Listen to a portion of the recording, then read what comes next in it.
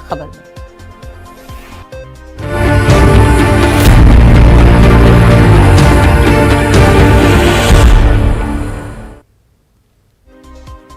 CDS general Bipin Rawat की आखिरी रस्म आज अदा की जाएंगी। उन्हें खराज अकीदत पेश किए जाने का सिलसिला कल से ही जारी है। आज जनरल बिपिन रावत का जज्द खाकी उनकी रिहाइशगाह कामराज मार्ग पर आखिरी दीदार के लिए रखा जाएगा। आवाम और फौजी अफसरान अलहदा औकात में जनरल रावत का आखिरी दीदार कर सकेंगे और उन्हें खराज अकीदत पेश कर सकेंगे। आज दोपहर उनकी आखिरी रस्मात दिल्ली छावनी के बरार स्क्वायर पर वाक़े शमशान घाट में अदा की जाएंगी। कल जनरल बिपिन रावत, उनकी अहलिया मधुलिका रावत और दीगर 11 फौजियों की लाशें तमिलनाडु से दिल्ली लाई गई थीं। पालम एयरपोर्ट पर वज़ीर-ए-आज़म नरेंद्र मोदी, वज़ीर दिफा राजनाथ सिंह, कौमी सलामती मुशीर अजीत डोभाल और तीनों अफवाज के सरबराहान ने मुल्क के पहले सीडीएस जनरल बिपिन रावत और दीगर फौजियों को खराज अकीदत पेश किया। वज़ीर-ए-आज़म नरेंद्र मोदी और वज़ीर दिफा राजनाथ सिंह ने मरने वालों के अहले खाना से मुलाकात की और उनके साथ ताज़ियत का इजहार किया।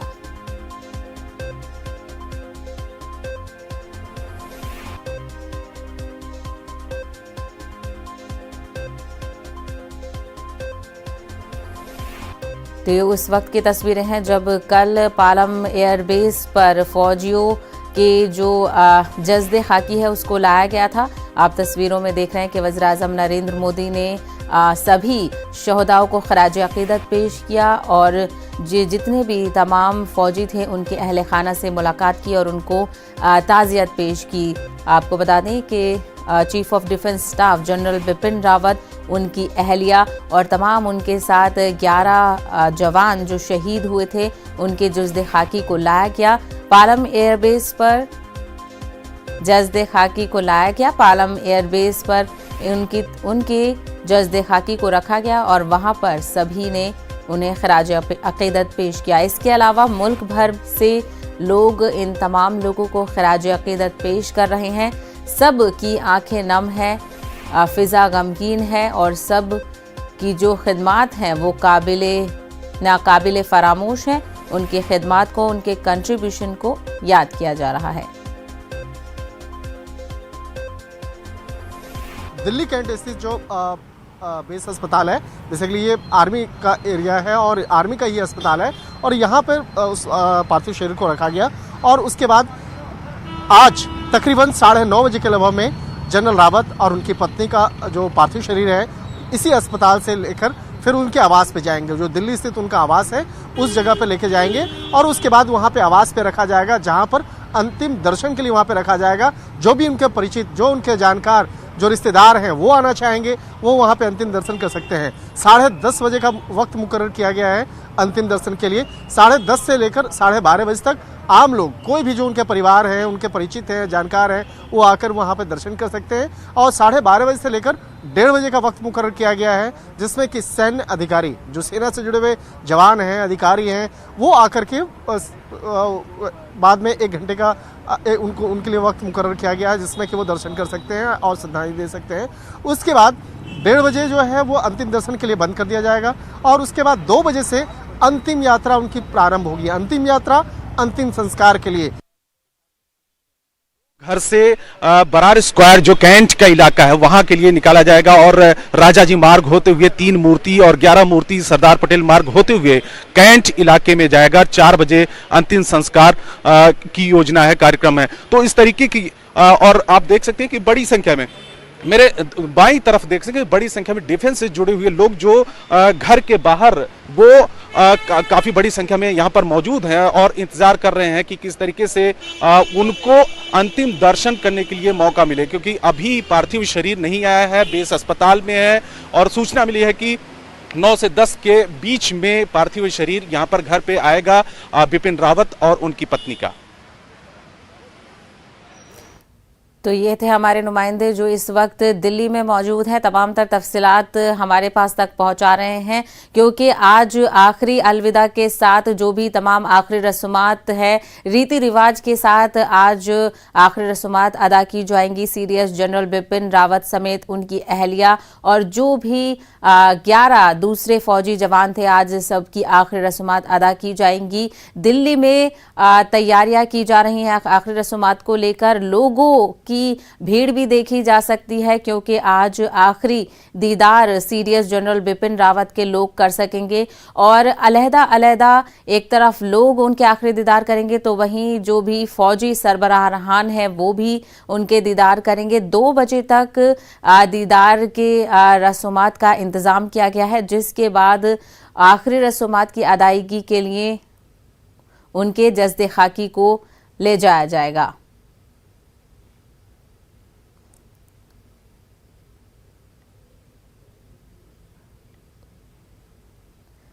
तो आपको बता दें कि आज आखिरी अलविदा सीडीएस जनरल बिपिन रावत को दी जा रही है। उनकी आखिरी रस्म आज अदा की जाएंगी। उन्हें खराज अकीदत पेश किए जाने का सिलसिला जारी है। कल जिस तरीके से हमने देखा था कि पालम एयरबेस पर तमाम जो जज्दे खाकी हैं उनको लाया गया था और अहले खाना वहां पर सबके पहुंचे थे, जिनसे ताज़ियत का इजहार वज़ीर-ए-आज़म नरेंद्र मोदी ने भी किया। अजीत डोभाल भी वहां पहुंचे और आज जनरल बिपिन रावत का जो जज्दे खाकी है उनकी रिहाइशगाह कामराज मार्ग पर आखिरी दीदार के लिए रखा जाएगा। तो अब से कुछ देर बाद, जो कि हमारे नुमाइंदे भी दिखा रहे थे, दिल्ली कैंट के बेस हॉस्पिटल से जो उनका जज्दे खाकी है वो उनकी रिहाइशगाह पर लेकर जाया जाएगा। सीडीएस के साथ साथ उनकी अहलिया दोनों का जो जज्दे खाकी है वो उनकी रिहाइशगाह जो कि कामराज मार्ग पर है वहां रखा जाएगा, जिसके बाद लोग उनके आखिरी दीदार कर सकेंगे और जो भी फौज के आला ओहदेदार हैं वो भी उनके दीदार करेंगे और तमाम एजाज के साथ उनको आखिरी सलाम दिया जाएगा। तो वहीं सीडीएस के दिफाई मुशीर ब्रिगेडियर लखविंदर सिंह लिड्डर की आखिरी रस्म अब से कुछ ही देर बाद अदा की जाएंगी। दिल्ली छावनी में उनकी आखिरी रस्मात की तैयारियां मुकम्मल कर ली गई हैं। जराये के मुताबिक आपको बता दें कि वजीर दिफा राजनाथ सिंह और तीनों अफवाज के सरबराहान ब्रिगेडियर लिड्डर की आखिरी रस्मात की अदायगी के मौके पर मौजूद रहेंगे। ब्रिगेडियर लिड्डर जनरल रावत की टीम के अहम रुकन थे। उन्हें ओहदे में तरक्की मिली थी। वो जल्द ही मेजर जनरल के ओहदे पर फायज होने वाले थे। बस अब कुछ ही समय बाकी रह गया है जब यहाँ पर सीडीएस बिपिन रावत और उनकी जो पत्नी है, उनका जो पार्थिव शरीर है वो यहाँ से ले जाया जाएगा दिल्ली स्थित आवास पर। जी,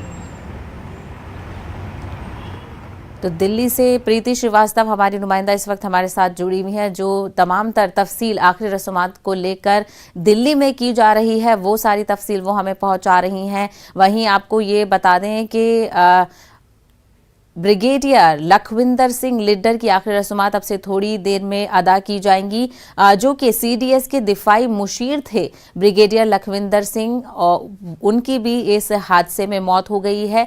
उनका जज्दे खाकी भी दिल्ली पहुंच गया है और अब से कुछ ही देर में उनकी आखिरी रस्मात अदा की जाएंगी।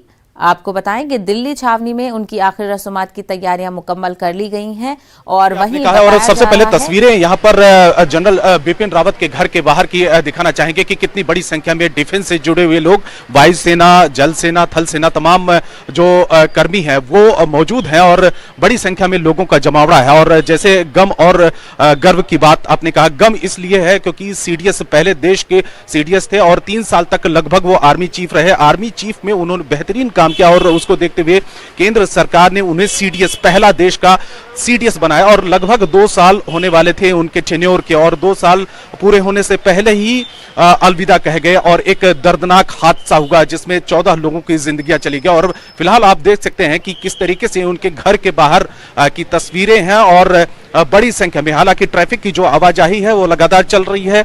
11 से 12:30 के बीच में लोग, जो आम लोग हैं या फिर खास लोग हैं, उसमें गो आके अंतिम दर्शन कर सकेंगे और करीब 1 घंटा तक डिफेंस से जुड़े हुए लोग अंतिम दर्शन कर सकेंगे और 4 बजे अंतिम संस्कार होगा बरार स्क्वायर कैंटोनमेंट एरिया में। और उनके घर के बाहर की तस्वीरें एक बार और भी दिखा दें किस तरीके से मीडिया का जमावड़ा यहां पर लगा हुआ है।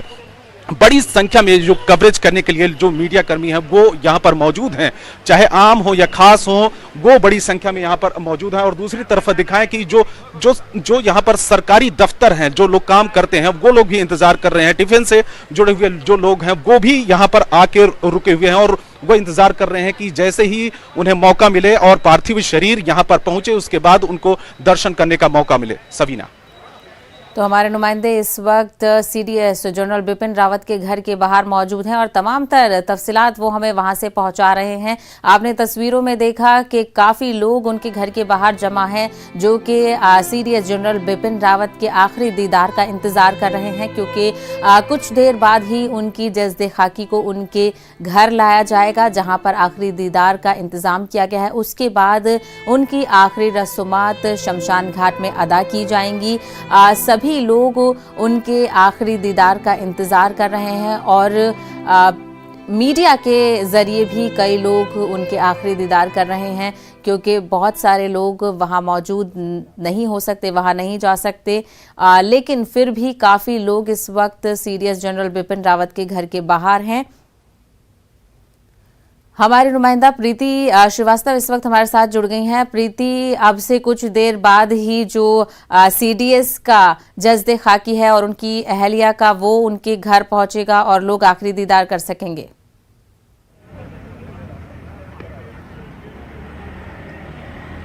बिल्कुल, मैं आपको बता दूं कि इस समय मैं दिल्ली बेस अस्पताल के, आर्मी बेस अस्पताल के बाहर खड़ी हुई हूं, जहां पर सीडीएस विपिन रावत और उनकी धर्मपत्नी का जो पार्थिव शरीर है वो इसी अस्पताल में अभी रखा गया है और बस कुछ ही समय बाद यहाँ से उन दोनों लोगों का जो पार्थिव शरीर है वो यहाँ से ले जाया जाएगा और दिल्ली स्थित उनका जो आवास है वहाँ पर उनके पार्थिव शरीर को ले जाया जाएगा और साथ ही 11 बजे से लेकर 2 बजे तक अंतिम दर्शन लोग कर पाएंगे, जिसमें कि 11 बजे से लेकर 12:30 बजे तक जो आम लोग हैं, जो उनके जानकार हैं, जो उनके अंतिम दर्शन करना चाहते हैं, जो उनको अंतिम विदाई देना चाहते हैं, वो लोग वहां पहुंच सकते हैं और उनके अंतिम दर्शन कर सकते हैं। 12:30 बजे से लेकर 1:30 बजे तक का जो समय है उसमें सेना के जो अधिकारी हैं वो वहां पर पहुंचेंगे और उनको अंतिम सलामी देंगे और साथ ही 12:30 बजे के बाद में जो वीवीआईपी हैं, जो नेता हैं, जो मंत्री हैं और जो लोग वहाँ पे पहुँचना चाह रहे हैं, जो वीवीआईपी हैं, जिसमें अमित शाह गृह मंत्री जो हैं वो भी वहाँ पहुँचेंगे, राहुल गांधी भी वहाँ पहुँचेंगे,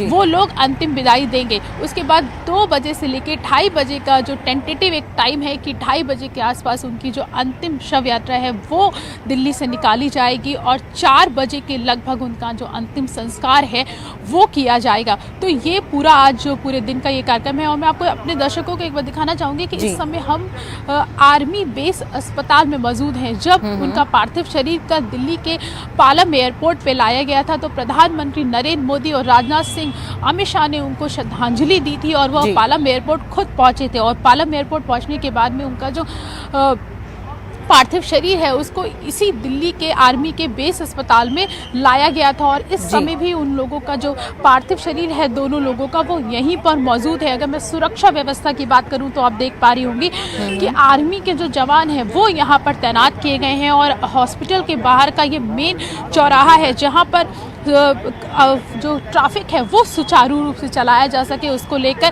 ट्रैफिक पुलिस के भी कई जवान यहाँ पर मौजूद हैं, दिल्ली पुलिस के जवान यहाँ पर मौजूद हैं, जिससे कि सुरक्षा व्यवस्था की जा सके। आप देख सकते हैं कि आर्मी के जो जवान हैं वो यहाँ पे मौजूद हैं, दिल्ली पुलिस के जवान यहाँ पे मौजूद हैं। बस कुछ ही समय बाद आप देखेंगे कि कुछ ही समय बाद जो सीडीएस विपिन रावत हैं और उनकी जो पत्नी है उनका जो पार्थिव शरीर है अब वो यहाँ से ले जाया जाएगा और दिल्ली स्थित आवास पे ले जाया जाएगा, जिसके चलते जो दिल्ली पुलिस के जवान हैं उन्होंने यहाँ पे गाड़ियों को भी हटाना शुरू कर दिया है, लोगों को रोकना शुरू कर दिया है, क्योंकि सुरक्षा व्यवस्था के मद्देनजर ये बहुत ज़रूरी है।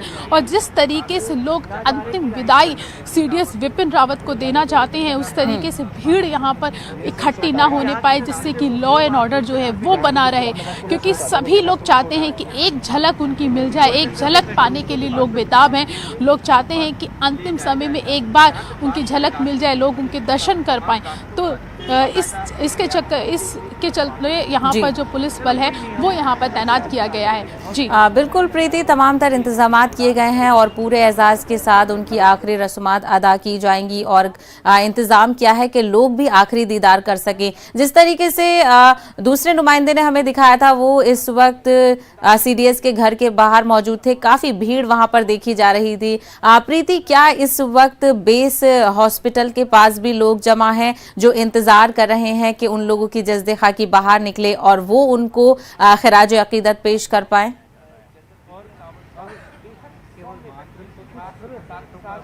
बिल्कुल, मैं आपको बता दूं कि लोग तो दर्शन करने के लिए चाहते हैं कि अंतिम बार उनको देखा जा सके, लेकिन यहाँ पे पुलिस का इतना सख्त पहरा है क्योंकि ये दिल्ली का कैंट एरिया है, ये आर्मी एरिया है, जहाँ पर लोगों को आने में दिक्कतें होती हैं। बिना परमिशन, बिना आईडी के आप यहाँ पर नहीं आ सकते हैं। तो ये साफ तौर पे कहा जा सकता है कि लोग तो आना चाहते हैं, लेकिन ये आर्मी एरिया है, तो यहाँ पर आम लोगों की जो एंट्री है वो यहाँ पर नहीं आ सकते हैं, क्योंकि लोग यहाँ पर, जैसे मैं आपको अपने कैमरामैन को बोलूँगी कि दिखाएं कि देखिए यहाँ पे जैसे पूरा ये मेन चौराहा है और ये ट्रैफिक है जो सुचारू रूप से अभी चल रहा है।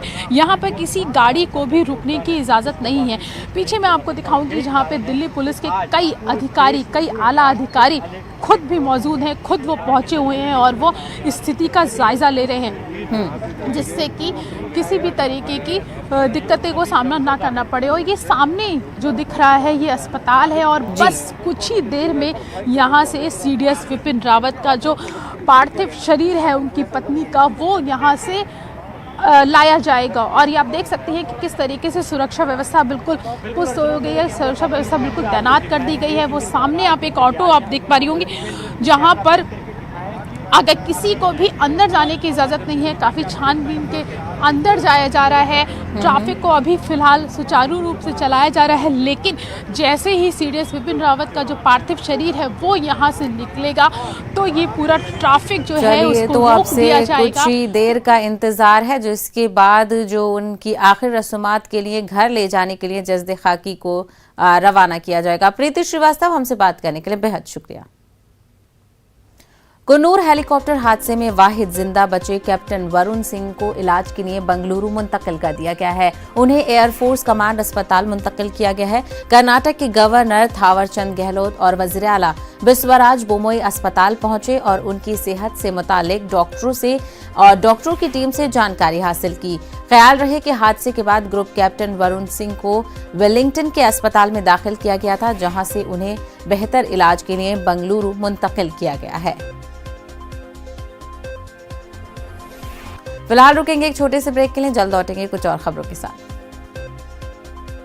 इस न्यूज हेडलाइंस के प्रायोजक पेट सफा आयुर्वेदिक चूर्ण, पेट सफा हर रोग दफा।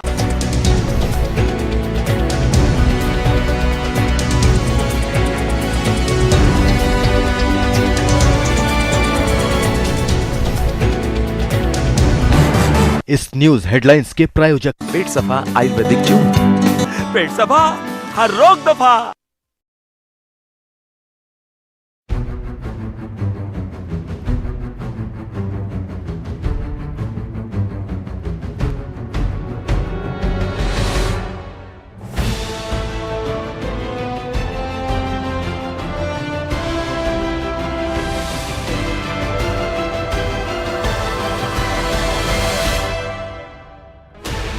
Sixteen channels, 15 languages, 26 states, 1,200 plus reporters, 66.9 crore viewers. India's largest news network, News 18 Network.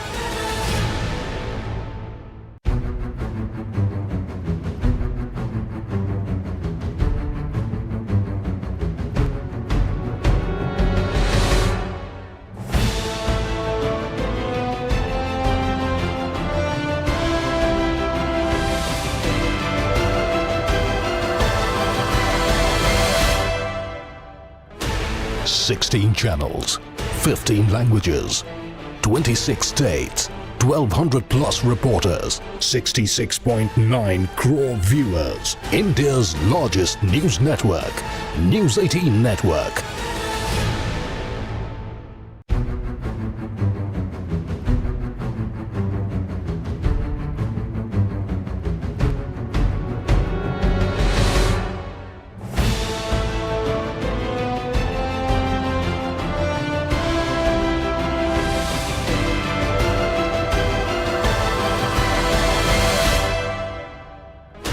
16 channels, 15 languages, 26 states, 1200 plus reporters, 66.9 crore viewers. India's largest news network, News 18 Network.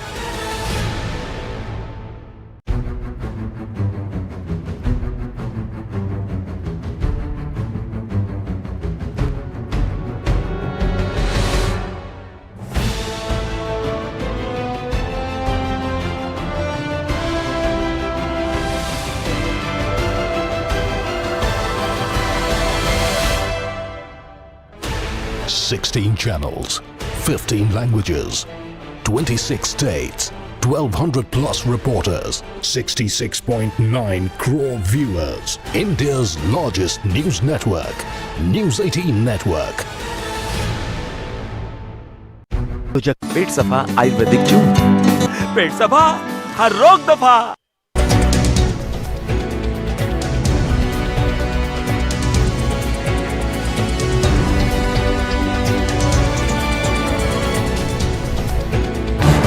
इस न्यूज हेडलाइंस के प्रायोजक पेट सफा आयुर्वेदिक जून, पेट सफा हर रोग दफा। ब्रेक के बाद आपका खैर मकदम है। अमेरिका की मेजबानी में जमहूरियत पर हो रहे 2 रोजा सरबराही इजलास से वज़ीर-ए-आज़म नरेंद्र मोदी आज शाम 5 बजे खिताब करेंगे। वर्चुअल सरबराही इजलास में 100 से ज्यादा मुल्कों को मदऊ किया गया है। जुमेरात को इफ्तिताही खुतबे में अमरीकी सदर जो बाइडन ने कहा कि जमहूरियत, इंसानी हुकूक और दुनिया भर में दरपेश मुसलसल और तशवीशनाक चैलेंजेस से मुकाबले के लिए चैंपियंस की जरूरत है। बाइडन ने मजीद कहा कि जमहूरियत के लिए सबसे बड़ा और परेशान कुन चैलेंज ये है कि दुनिया भर में आवाम का जमहूरी हुकूमतों पर अदम इत्मीनान बढ़ रहा है और वो समझते हैं कि ये हुकूमतें उनकी जरूरियात को पूरा करने में नाकाम हो रही हैं। मजीद तफसील हासिल करेंगे, हमारे नुमाइंदे शैलेंद्र वांगू इस वक्त जुड़ गए हैं। शैलेंद्र वांगू, इंडिया के पर्सपेक्टिव से ये डेमोक्रेसी समिट कितनी अहम हो सकती है और क्या एक चैंपियन के तौर पर इंडिया रिप्रेजेंट कर पाएगा? देखिए, democracy for summit for democracy जो है ये प्रेसिडेंट बाइडेन की तरफ से बुलाया हुआ समिट है। बड़े पैमाने पे इसमें देशों को इनवाइट किया गया है। करीब 111 देशों को इसमें इनवाइट किया गया था। हालांकि कुछ देशों ने इसमें शामिल होने से इनकार कर दिया। चीन को इसमें शामिल नहीं किया गया था, जाहिर तौर पर वहां पर डेमोक्रेसी नहीं है। और वहीं पाकिस्तान को भी इनवाइट किया गया था, लेकिन पाकिस्तान ने आने से इनकार कर दिया। लेकिन इसमें अगर देखा जाए भारत के रोल को, तो डेमोक्रेसी को लेकर भारत एक सबसे बड़ी डेमोक्रेसी है, दुनिया भर की सबसे बड़ी लार्जेस्ट डेमोक्रेसी भारत है। तो ऐसे में इस समिट में भारत का रहना लाजमी है। और वहीं आपको बता दें कि प्रधानमंत्री मोदी कल जो लीडर्स की कॉन्फ्रेंस थी जिसमें करीब करीब 12 देश शामिल थे, उन देशों के साथ प्रधानमंत्री मोदी भी कल क्लोज डोर मीटिंग में शामिल हो चुके हैं। और आज पीएम मोदी का जो कंट्री स्टेटमेंट है, यानी कि वो अपना भाषण देंगे भारत को लेकर, वो शाम करीब 5 बजे के आसपास होगा। वर्चुअली प्रधानमंत्री मोदी इसको एड्रेस करेंगे। तो जाहिर तौर पर माना जाता है कि जो समिट फॉर डेमोक्रेसी है ये कहीं ना कहीं चीन को घेरने के लिए उन तमाम डेमोक्रेटिक कंट्रीज को एकजुट करना है जो डेमोक्रेसी में यकीन रखती हैं।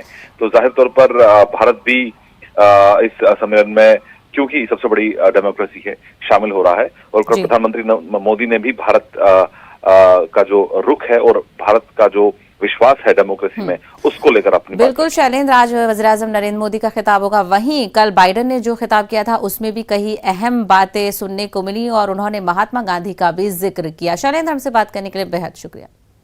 दिल्ली एनसीआर में फिजाई आलूदगी के हवाले से आज सुप्रीम कोर्ट में समाअत होने वाली है।